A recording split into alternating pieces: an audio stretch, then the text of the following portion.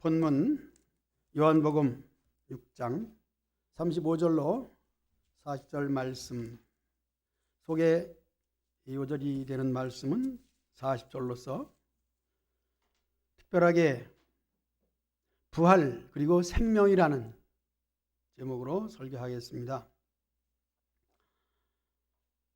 30절부터 소급해 올라가서 한 절 한 절 주신 말씀을 상고할 때에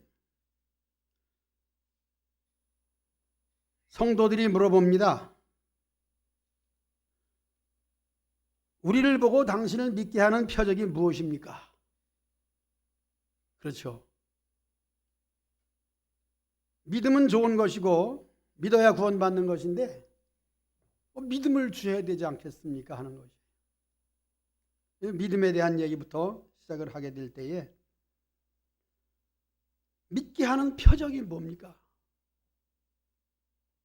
이렇게 30절에 질문하는 것을 우리 자신이 이 말씀을 요한복음 6장 1절부터 시작된 이 오병이어의 기적 사건과 포함해서 생각해 볼 때에 예수님은 그렇게 대답을 하시면 좋을 것 같아요.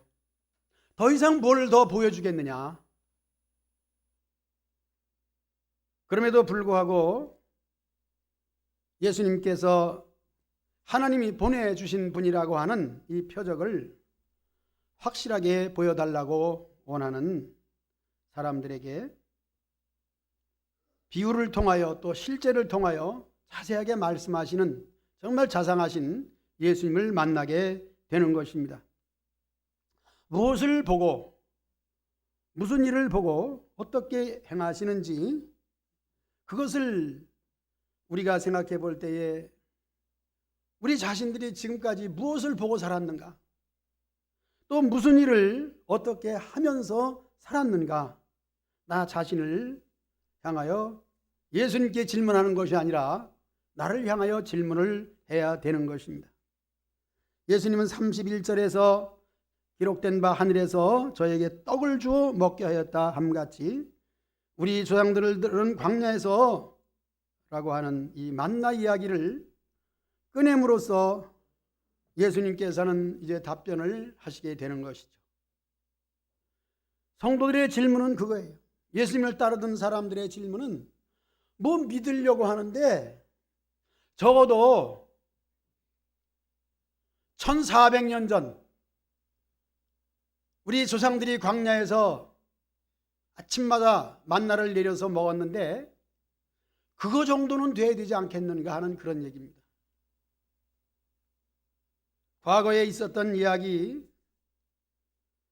오늘도 그와 같은 것을 보여주시면 믿겠습니다 하는 질문이었습니다.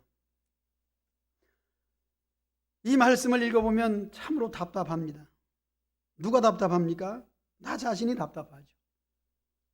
좀 믿을 수 있도록 뭘 좀 보여주세요. 우리 조상들은 아침마다 만나를 내려가지고 그렇게 40년씩이나 먹었는데 라고 하는 것입니다. 이 사건 곧 예수님을 따르던 자들에게 조금 전에, 얼마 전에 아무것도 없는 광야에서 그 보리떡 5개 물고기 2마리를 가지고 하늘으로 축사하시고 나누어주니까 5,000명 이상 되는 수많은 사람들이 배불리 먹고 남았습니다.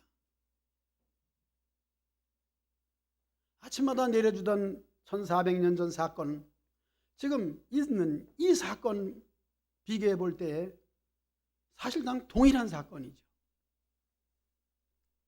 우리가 살아오면서 지금까지 굶지 아니하고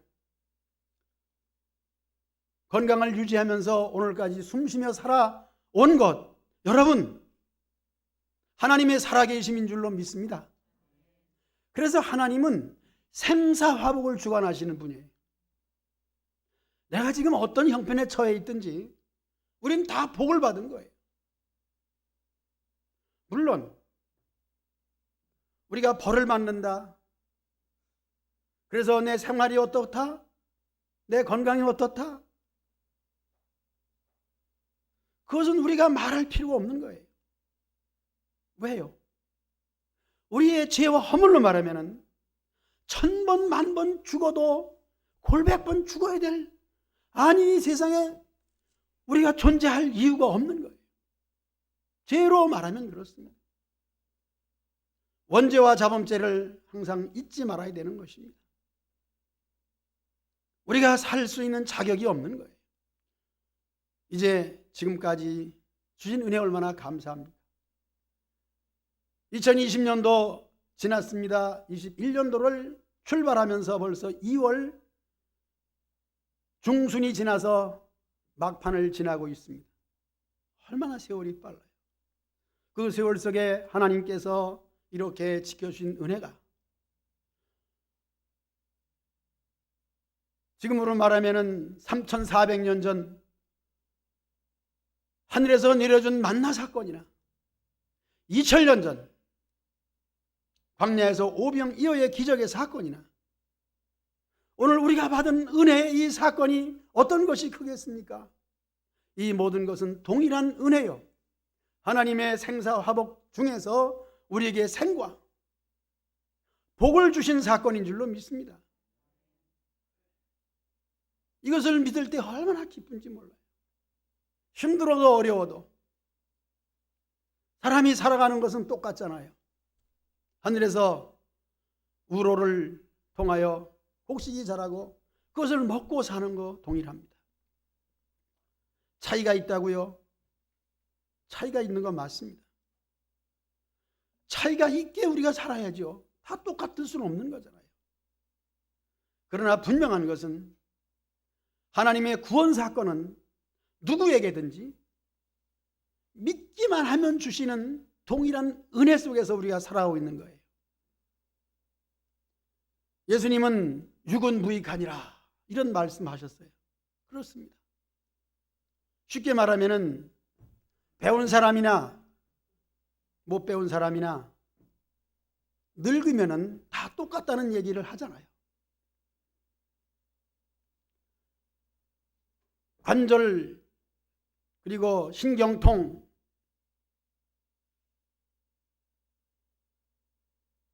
이런 병으로 고생하는 사람들을 보면은 레슬링 선수, 복싱 선수, 그런 사람들이 젊어서는 신께나 쓰고 사람들을 때려 눕히던 사람들이 더 일찍, 왜냐하면 힘을 많이 썼으니까. 자연스러운 이치예요. 한마디로 모든 사람은 동일한 은혜 속에서 살고 행한 대로 결과가 나타나는 거예요.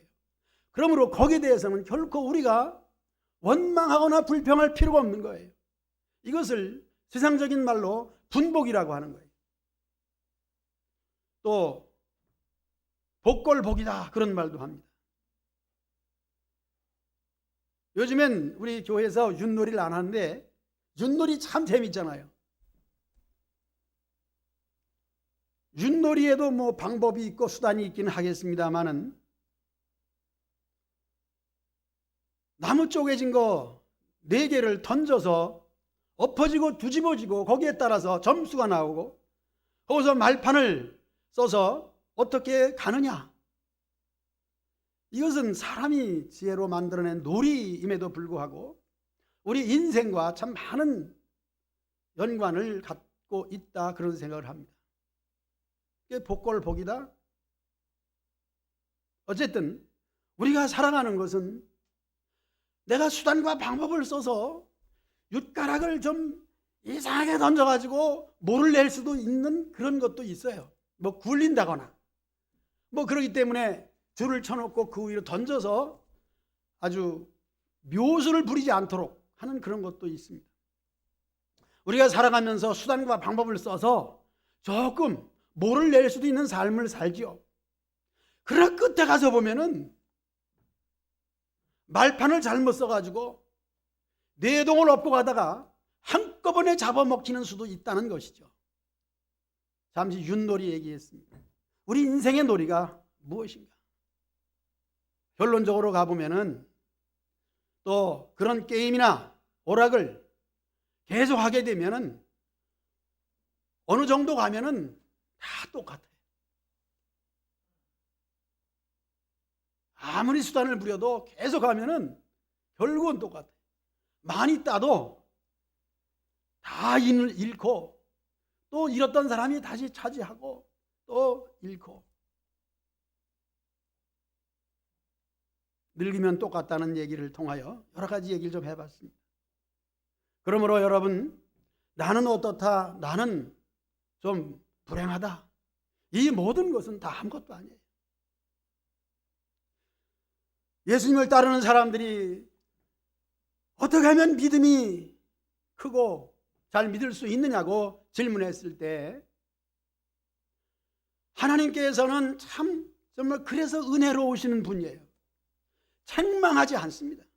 그래, 믿을 수 있도록 내가 어떻게든지 도와야지. 이렇게 해서 말씀이 계속 되는 것을 우리는 읽을 수가 있는 것입니다. 답답한 저와 여러분들에게 예수님께서는 진실이라는 말씀을 쓰는 거죠. 진실로, 진실로. 여기서 우리가 그냥 넘어가서는 안 돼요. 성경을 읽는다, 물론 읽죠. 많이 읽는다, 아주 좋죠. 그런데 성경을 자세히 읽어야 되는 거예요. 읽을수록 그래요. 왜 그러냐면은 성령으로 기록된 말씀이기 때문에 성령의 감동을 받아야 손바닥도 마주쳐야 소리가 난다고 하나님의 뜻을 깨달을 수 있는 거예요. 자세히 있는 방법 중에 하나는 성경을 쓰는 것도 참으로 좋은 방법이에요. 그냥 홀떡 지나가는 것이 아니라 글자 하나하나를 쓰면서 그 속에 있는 하나님의 뜻을 발견할 수 있는 것이고, 자세히 읽음으로써 하나님의 그 중심을 알 수가 있는 거예요. 그래서 진실로라는 말을 읽을 때는 예수님께서 얼마나 답답하시고 또 중심을 보여주기 위해서 진실로라는 말을 썼는가. 요한복음 6장에는 진실로라는 예수님의 그 중심이 여러 군데 나와 있습니다. 그래서 32절에 진실로 진실로 너에게 이르노니 하늘에서 내려온 떡은 모세가 준 것이 아니라 오직 내 아버지가 하늘에서 내린 참떡을 너에게 주나니라고 예수님의 몸과 그리고 예수님이 흘린 피를 이제 말씀하시기 위해서 이 성도들의 질문에 대한 답을 지금 해나가고 계시는 거예요. 만나도 하나님께서 주셨는데 그때 그것을 먹은 사람들은 지금 없어. 다 죽고, 물론 1400년, 그 당시 1400년 전 얘기인데 그건 뭐 존재할 수도 없는 것이죠. 그러나 그 당시 사람들이 예수님을 향하여, 앞에 계신 예수님을 향하여 그런 얘기를 하는 거예요. 옛날 만나 얘기. 조금 전에 광야에서 5,000명이 먹었던 이 사건은 까맣게 잊어버리고 자신의 것이 아니었다는 것입니다. 오늘 저와 여러분들이 받은 은혜가 얼마나 큰 것입니다. 그래서 지금까지 지내온 것 주의 크신 은혜라. 이 찬송을 너무 좋아하지 않습니까? 그러나 그냥 이 찬송도 지나쳐 그냥 불러버리고 마는 것이 아니라 정말 지금까지 지내온 것 주의 크신 은혜라. 그 노래 가사 한 소절 한 소절을 마음에 새기면서 읽을 때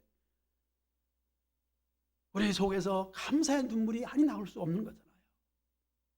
그 정도는 돼야 믿는 척 하는 거 아니겠어요? 믿는다고 하는 것이 우리의 행위에 딸려 있죠. 그 행위 속에서 더욱 중요한 것은 마음이에요. 그래서 지금까지 지내온 것 주의 크신 은혜라. 조상들에게 이뤘던 만나도 주님의 크신 은혜요. 지금까지 먹여주시고 입혀주신 것도 주님의 은혜요. 지금 예수님 앞에서 말씀을 나눌 수 있는 것은 더욱 큰 은혜인 줄로 믿습니다.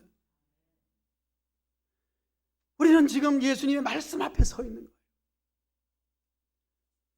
제가 설교하고 여러분들이 앞에서 듣는다고 했을 때 인간관계 그렇습니다. 중요한 거예요. 하나님이 세워주시니 설 수 있는 것이고 하나님이 이 예배를 여러분과 함께 드릴 수 있는 것이니 하나님께서 나와 함께하는 증거, 바로 이것인 줄로 믿습니다. 이것이 하나님의 나와 함께하는 증거예요. 더 멀리서, 옛날에, 또 앞으로 다 좋습니다. 그러나 더욱 좋고 귀한 것은 지금 이 시간인 줄로 믿습니다. 그래서 말씀하죠. 보라, 지금이 은혜 받을 만한 때요, 보라, 지금이 구원의 날이로다. 저는 교회 역사 속에 어제 좀 옛날을 좀 생각해 봤습니다. 지금은 참으로 움직이기도 힘들고 동원을 하려고 해도 사람이 동원되지 않고, 그러나 지나온 날들을 좀 이렇게 돌이켜보면은 아무래도 나이를 좀 생각하면서, 최태영 전사님이 지금 100세, 올해 100세실 거예요. 저도 은퇴를 앞두고 은퇴 생각을 하면서, 최 전사님 은퇴하실 때 70세였어요. 그 은퇴식을 우리 성전교회 성도들이 다 해드렸어요. 여러분들의 손으로, 여러분들의 솜씨로 음식을 그 가지수도 참 이루 말할 수도 없이 많아요. 눈에 선합니다. 그 당시에 35인승 버스가 있었고, 버스가 동원되면 성도들이 찬송을 하면서 즐겁게 살았던 지난 날을 생각하면서, 국수잔치를 생각하면서, 옛날이요. 어느 가요의 가사처럼, 제목처럼, 옛날이요. 1400년 전에 모세의 사건, 그보다 큰 것이 우리 성천교회 성도들이 역사했던 그 옛날의 사건. 그럼에도 불구하고 그 당시에는 그렇게 크고 또 아름답고 즐거운 일이라는 것을 피부로 느끼면서 하면서도 앞으로 더 큰 일을 할 것이다. 세월이 지난 오늘날 보면은 그보다 더 큰 일을 하지 못하고 있음에도 불구하고, 그러면 앞으로 기대하면서 얼마나 큰 일을 더 할 것이냐. 교회 마당에서 국수를 삶으면서 동네 사람들을 국수 그릇이라도 먹일 수 있는 그런 일들이 또 있을 것인가. 한때의 은혜면서도 지나간 날임에도 불구하고 지금 예배드리는 이 순간 저 여러분들과의 관계는 무엇일까요? 그 옛날에 하나님이 은혜를 주셔서 역사했고 우리가 힘써서 봉사하고 충성하고 기쁨으로 나누었던 그 일들이라면, 지금도 마주보면서 예배드릴 수 있는 이 순간이 그 옛날의 역사보다 작습니까? 앞으로 어떤 위대한 일들이 있을 것이라고 예견하면서 그 일들을 기대하는 그 기대 속에 오늘 이 시간과 비교해 볼 때에 그 옛날의 역사가 아름다운 것처럼 오늘의 이 순간의 일들이 앞으로 얼마나 아름답게 느껴질 것인가를 생각해 본다면, 오늘 저와 여러분들은 우리 예수님 앞에 서 있다, 우리 주님이 은혜를 주셔서 지금 예배를 드리고 있다는 이와 같은 현실감 속에 저와 여러분들이 존재하는 줄로 믿습니다. 성도들의 질문과 예수님의 답변은, 우리들은 대화하면서 그렇잖아요. 무슨 질문을 하면은 그 사람이 무슨 뜻을 가지고 그런 질문을 했을까 하면서 미리 지레 짐작을 하고, 때로는 동문서답도 할 수 있는 것이고, 그 사람의 마음 아픈 것을 찔러서 싸움을 걸어 이렇게 얘기하면은 얼마나 똑똑한 사람일까요? 남의 마음을 다 아는 것처럼. 그러나 예수님은 그렇지 아니했다는 거예요. 예수님께서는 하나님이시기 때문에 그 사람의 마음을 너무 잘 알아요. 말하는 질문의 의도를 너무 잘 아십니다. 그럼에도 그 사람이, 내 앞에 온 사람이 실망하지 않도록, 그 사람이 원하고 그 사람이 바라는 특별히 육적인 질문을 통하여 영적으로 하나님과 연결될 수 있는 그 주옥 같은 말씀을 해주셨다는 것입니다. 이제 우리가 살아가면서 언행이 다른 사람들의 보기에 기분이 나쁘면 행동도 달라지잖아요. 얼굴빛부터 달라지고 행동이 벌써 그 사람에게 전달되는 것입니다. 우리 예수님을 믿는 사람들은 내가 하나님을 믿기에, 하나님의 아들 예수 그리스도의 구원의 은총을 믿기에 노래하는 것처럼 예수님의 인격이, 예수님의 성품이 나의 인격이 되고 나의 성품이 되는 이와 같은 생각 속에서 말을 하고 행동을 하면은 나 자신도 편하고 듣는 사람 보는 사람도 참으로 즐거울 줄로 믿습니다. 그럼 예수님의 성품 얘기를 좀 했습니다. 왜냐하면 질문은 그렇게 할지라도 예수님은 이렇게 말씀을 하시는 거예요. 하나님의 떡은 하늘에서 내려 세상에서 생명을 주는 것이라. 너희들이 날만 좋아하지 말어. 내가 해준 것이 얼마나 큰데. 내가 병 고치는 건 너희들이 봤잖아. 더 이상 뭘 보여달래? 더 이상 말할 게 없잖아. 그렇게 해도 됩니다. 예수님은 너무나도 우리를 잘 아시기 때문에 결코 율법적으로 어깨에 짐을 짊어주지 아니하시고 오직 가벼운 마음으로 하나님 말씀을 듣고 끝내는 구원에 이를 수 있도록, 그래서 내게 오는 자들은 내가 하나도 내쫓지 아니하리라. 그리고 마지막 날에 내가 너를 살리리라, 너희들을 살리리라. 이 살리는 말씀을 했습니다. 우린 살아가면서 죽이는 말을 많이 했나요? 살리는 말을 많이 했나요? 기분 따라, 마음 따라, 내 생각 따라 얼마나 우리는 독설을 많이 했나 모릅니다. 그때마다 내 마음속에서 나오는 독이 듣는 사람들에게 깊은 상처가 되고 그로 인해서 참으로 그것을 새기기 위해서 속병이 들고 마음병이 되고 그런 것이죠. 우리 예수님의 말씀은 듣는 사람들에게 평안을 주시고 영생에 이르도록 하나님의 생명수를 공급해 주시는,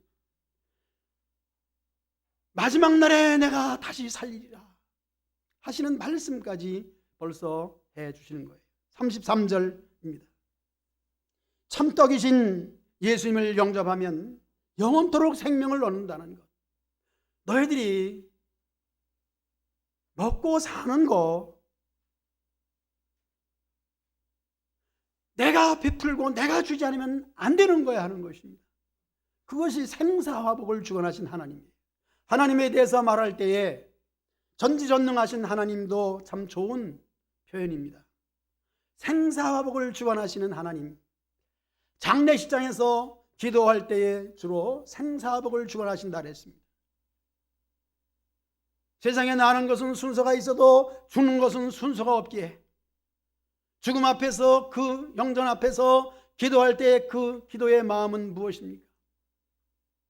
이 생명이 이제는 세상에서 끊어지고 육신은 흙으로 갈 것인데 그 영혼은 어떤 존재로 어떻게 될 것인가에 대한 것을 생사복을 주관하시는 하나님이라고 말할 때 우리는 현재 살아있음에도 불구하고 우리 자신 역시 영전 앞에서의 그 얘기가 우리 자신들의 현실 삶 속에서 생사복을 주관하시는 하나님이라고 여러분 믿고 고백하시기를 축복합니다. 그렇게 될 때 우리는 진지해질 수밖에 없습니다. 우리의 삶은 참 허상이죠. 왜냐하면 오해와 잘못 판단을 가지고 상대방이 이러할 수도 있고 내 자신이 이러할 수도 있고 거기에 따라서 접목해서 나오는 말과 행동을 통해서 얼마나 세상이 오염됐는지 모릅니다. 부정할 수 없는 것입니다. 그럼에도 불구하고 그것을 우리는 제어할 수도 없는 것이고 또 지금까지도 그렇게 살아왔고 앞으로도 살아갈 것입니다. 그러나 그 속에서 진실로 진실로라는 예수님의 말씀은 여전히 오늘 이 시간 또 우리에게 함께 하셔서 우리 중심의 모든 지저분한 것들을 사하시고 깨끗한 하나님의 은혜와 하나님의 구원과 장래 소망인 천국의 영원한 그 나라까지 우리에게 이 약속을 틀림없이 이행하시고 진행하시는 줄로 믿습니다. 오늘 34절에서 저희가 가로되 주여 이 떡을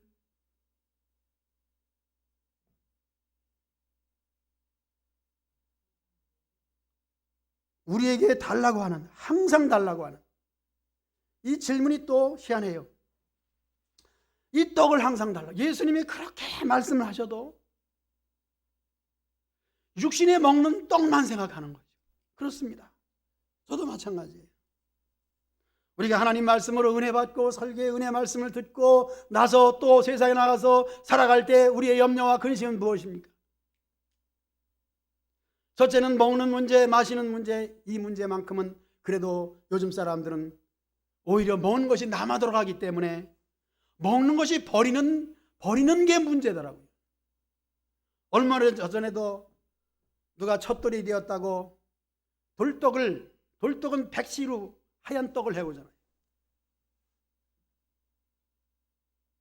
그런데 저는 돌리지 말라 그랬어요. 왜냐? 돌떡을 그냥 먹을 수 없잖아. 또 그냥 받는다고 할지라도 백설기를 좋아하는 사람이 얼마나 되겠는가. 당장 시루에서 쪄낸 김이 모락모락 나는 그 말랑말랑한 백설기 같으면은 먹어요. 그냥 먹어. 그런데 1시간만 지나면 벌써 김이 사라지고, 그래서 그래도 버리지 못해서 냉장고에 들어갑니다. 냉장고에 들어가면 아무도 안 먹습니다. 그러므로 여러분, 사실 냉장고가 필요 없어요. 냉장고에 넣으면은 그 다음에 새로운 음식이 나와가지고 또 바글바글 보글보글 찌글찌글 끓이다 보면은 그 모든 것은 다 벌써 이틀 지나고 3일 지나고. 그래서 아까워서 어떻게 하지? 걱정 말어.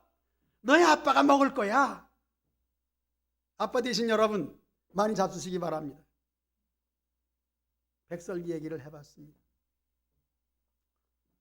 떡 먹는 거. 그 다음에 집을 팔고 사는 거죠. 저도 집을 팔고 사는 걸 많이 했습니다만은 참 그게 어려워요. 팔고 나면은 집값이 막 올라가는 거야. 살라 그러면 살 수가 없는 거야. 난 정영주 장로님에게 늘 감사하는 것은, 여러분들은 어떻게 생각하나 모르는데 우리 장로님이기 때문에 그냥 맡겨버려.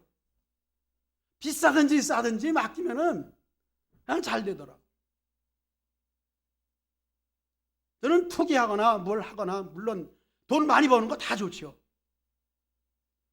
근데 예수님을 믿은 이후에는 우리 믿는 사람들끼리 이렇게 할 때 하나님이 지켜주시고 은혜 주시더라고요. 우리 정장로님은 사실 친절미라든가 아삭아점 이렇게 상냥하고 그런 건 없어요. 좀 무뚝뚝한 편이죠. 그래서 어떤 사람들은 오해도 합니다. 말씀드리는 것은 우리가 먹고 사고 팔고 이 모든 문제를 하나님께 맡기되, 또한 그 일을 종사하는 사람에게 맡길 때 모든 일들이 잘 된다. 그러면서 모든 삶 속에서 하나님이 함께 하신다. 이렇게 연결이 되며 이 세상 사는 것은 이 떡을 항상 주시옵소서라고 말하는 것 결코 부족하고 잘못된 것이지만은 그것이 우리의 모습이에요. 예수님 앞에 질문하는 사람들은 왜 저렇게 당장 눈에 보이도록 하나님의 아들인 증거를 보여줌에도 불구하고 그런 질문을 할까 야속하지만은 그 야속한 것이 바로 나라는 것이에요. 구약 성경을 읽고 요즘 새벽에는 열왕기 상을 지금 읽고 있는데, 이스라엘의 왕들은 특히 솔로몬 다음 때에서 여로보암과 르호보암이 이제 각 나라를 하나씩 끼워차고 있는데, 그 여로보암은 마음 중심이 백성편이 되어서 하나님께서 그에게 10지파를 주어서 왕이 되게 했는데, 왕이 되자마자 그는 우상을 섬기고 아스테라상을 만들어 가지고 하나님은 다 제쳐놓고 제멋대로 하는 그 모습을 볼 때 참으로 안타깝잖아요. 그 안타까운 모습이 오늘 예수님께 나와서 항상 떡을 주시옵소서. 그럼 우리 마찬가지죠. 분명히 지금까지 지내온 것 주의 크신 은혜요 복을 주셔서 생사복을 주관하시는 하나님이라고 믿을 때 내가 출생하든지 죽든지 화를 당하든지 복을 받든지 하나님께서 하셨다면 그 하신 일에 대해서 우리가 아멘 그렇습니다, 하나님이 하신 일은 좋게 하신 줄로 믿습니다, 이렇게 하나님께 아멘으로 복종하고 순종해야 될 텐데, 그렇지 아니하고 의심과 걱정과 근심 속에 있는 것, 결코 이것이 나쁜 것이 아니라 우리의 모습이니 우리 주님께서도 그것을 책망하지 아니하시고 그 모습 그대로 받아주시고 버리지 아니하시고 끝내는 마지막 날에 살리실 것을 믿습니다. 우리는 얼마나 부족한지 몰라요. 살아가면서 항상 왜 나 또 이렇게 했지? 그러나 정말 감사한 것은 저는 평생이 지금 목회하는 거 아니겠습니까? 어떤 어린아이가 저에게 질문해요. 밖에서 막 그냥 그 여러 가지를 막 정리하고 준비하고 뭐 그냥 고무를 뚝딱거리고 그러니까 누구라고는 얘기 안 하겠어요. 할아버지가 손자가 그랬구나. 할아버지 고물 장사하기 이전에는 뭐 했어요? 질문이 참 답변하기. 고물 장사하기 전에는 뭐 했어요? 최진호 집사님이 박스를 주워오는데요, 얼마나 열심히 주워오나 몰라요. 살을 한 대 뻗쳐놓고 쌓아놓으면 참 저렇게 열심히 살아가고 있구나. 그거 바라봐야 저 얼마 됩니까? 그거 뭐 돈이 되지도 않아요. 근데 저는 그 하나하나가 소중하고 그 사람이 사는 것이, 이렇게 우리가 하는 일들이 참 보잘것없지만 거기에 대한 의미를 알고, 그래서 저는 그 답변을 못하고 그냥 웃고 내가 뭐라고 대답을 해야 되나? 현재는 목사인데 고물장사하기 이전에는 뭐 했어요? 생각해 보았습니다. 그리고 할아버지는 꿈이 뭐였어요? 이것은 참 질문도 보통 질문이 아니에요. 내 꿈이 뭐였지? 몇 주일 후에 그 답이 나왔어요. 그 답은 다른 것이 아니에요. 간단하고 쉬워요. 내가 살아온 것을 그냥 생각하면 되는 거예요. 저는 그래요. 얼마 전에도 얘기했습니다마는 참 저는 공부하는 게 싫어가지고 노래하기만을 좋아하고 뭐 가수 되지도 못하면서,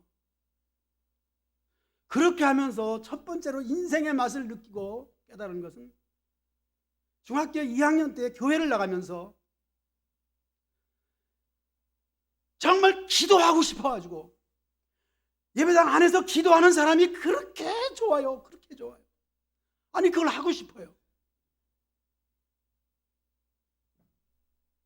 머리를 앞으로 숙였다 뒤로 내렸다 침을 쥐어가면서 기도하는데, 이게 수요일날 대표 기도하는 거예요. 나는 창 넘어서 들여다봤죠. 그런데 그것이 그렇게 감동이, 그게 하고 싶은 거예요. 말씀을 줄이자면은 그 이후에 저의 소원은 사실 목사였습니다.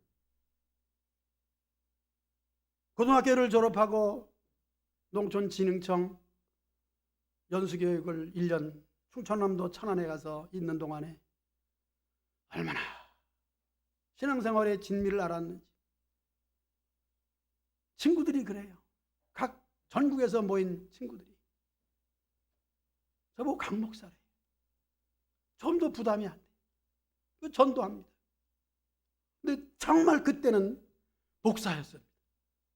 지금은 목사가 아니고 그땐 진짜 목사였습니다. 그런데 장래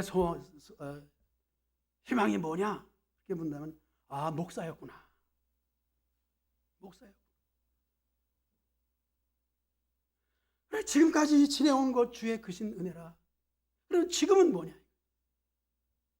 지금은 더욱 그렇습니다. 말씀을 읽을 때마다 그 이전에 깨닫지 못했던 그 말씀이 얼마나 새롭게 그 말씀이 다시 떠오르고, 아니 생각지 못했던 그 말씀이 은혜가 되고, 그래서 이 말씀을 내가 살가야지. 그런데 그러다 보면 또 다 잊어버려. 그래서 설교하고 싶은 것은 하나도 하지 못하고, 또 말씀을 읽고 이 말씀을 설교해야지. 또 은혜가 되고.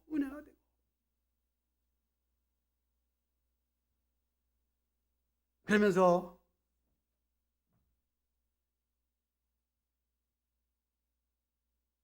예수님께서 마지막 날에 내가 너를 살리리라 하는 말씀에 꽂혀버립니다. 내게 오는 자는 하나도 내가 버리지 아니하고, 내가 주는 떡은 무엇일까요? 예수님의 십자가의 죽음을 얘기하는 거예요. 그러면 여기 있는 사람들도 식인종인가? 어떻게 살을 먹고 피를 마시느냐? 이것은 예수님의 비유적 말씀이죠. 그러나 비유이면서 실제로 살을 찢기시고 피를 흘리신 것이죠. 왜? 죽음은 그렇게 죽는 거니까. 어떤 죽음? 처참한 죽음이잖아요. 내가 처참하게 죽어야 될 그 자리에 예수님께서 대신 죽어주신 이 사건이 우리가 믿는 믿음의 근본인 줄로 믿습니다. 이 은혜를 받아야 돼요. 십자가에서 나 때문에 처참하게 죽으신 그 예수님은 지금도 오늘 본문에서 말씀하신 것이 내 살을 먹고 피를 마셔야 된다는 거죠. 오늘날 그것이 무엇입니까? 그것은 성찬이에요. 성찬은 무엇인가요? 어렵게 생각하지 마세요. 오늘 지금 여러분들이 하고 있는, 저와 여러분들이 하고 있는 이것이 성찬인 줄로 믿습니다. 성찬은 예수님의 살과 예수님의 피를 직접 떡을 만들어서 먹는 것이고, 포도즙으로 잔에다 담아가지고 마시는 거예요. 그것도 우리가 실제로 행하지만은 비유입니다. 그 떡을 먹는다고 해서 살이 되는 것도 아니고, 그것이 참 영원히 그 떡만 먹으면은 다시 먹지 않아도 되는 그런 것이 아니에요. 상징입니다. 그것은 기념이에요. 그럼 뭡니까? 기념만 하고 맙니까? 우리가 하나님께 하는 예배와 이 기념의 모든 것들은 정말 여러분들 소중한 것이 뭐예요? 마음이잖아요. 이 마음으로 믿는 거예요. 어려운 것도 아닙니다. 내가 마음으로 그것을 믿어요. 예수님은 떡이시다. 그러므로 이 떡을 먹으면 영원히 다시는 배고프지 않는다 하는 것을 믿는 거예요. 믿을 때 육신적으로도 저와 여러분들을 결코 굶기지 않을 줄로 믿습니다. 살아가는 집이나 생활의 도구나 모든 것들을 필요한 대로 공급해 주시는 줄로 믿습니다. 생활은 다 책임져 주셔요. 그러나 우리 생활에 집착해 있지 아니하고 그 생활의 필요를 채워주시는 그 하나님을 바라보시기 바랍니다. 너희들에게 이 모든 것을 다 예비해 놓고 오직 너희들이 내게 해주길 바라는 것은 나를 그냥 믿어라 하는 것입니다. 이 믿음밖에는 없더라고요. 뭡니까? 인간관계도 믿어주는 거예요.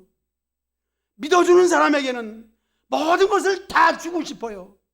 나를 믿어주는 사람에게 뭐가 아깝습니까? 내가 가진 것이 뭐가 아까워요?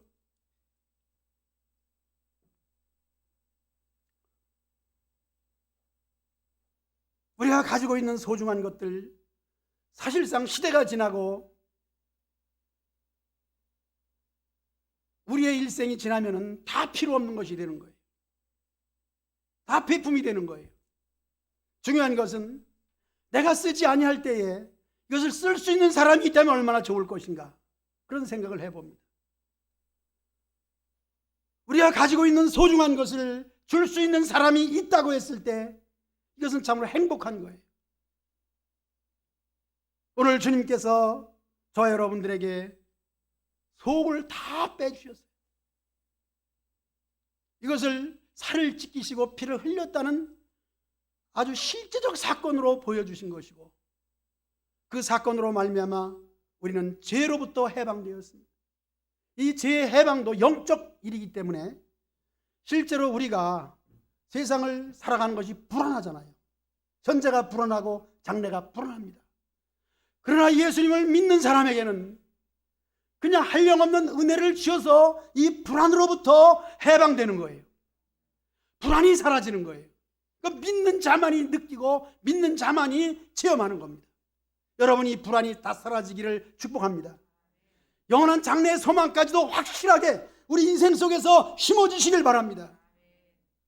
내가 너를 버리지 아니하고 영생을 줄 뿐만 아니라 마지막 날에 내가 너를 살리리라 하시는 이 부활의 역사가 오늘 우리 앞에 있는 거예요. 죽음을 두려워하지 마세요. 우리는 부활이라는 것이 있기 때문에 이 세상에서의 행복이 다 끝나도 영원한 그 하늘나라에서 누릴 수 있는 행복이 앞으로 기대되고 주어지고 마련된 줄로 믿습니다. 찬송하겠습니다. 436장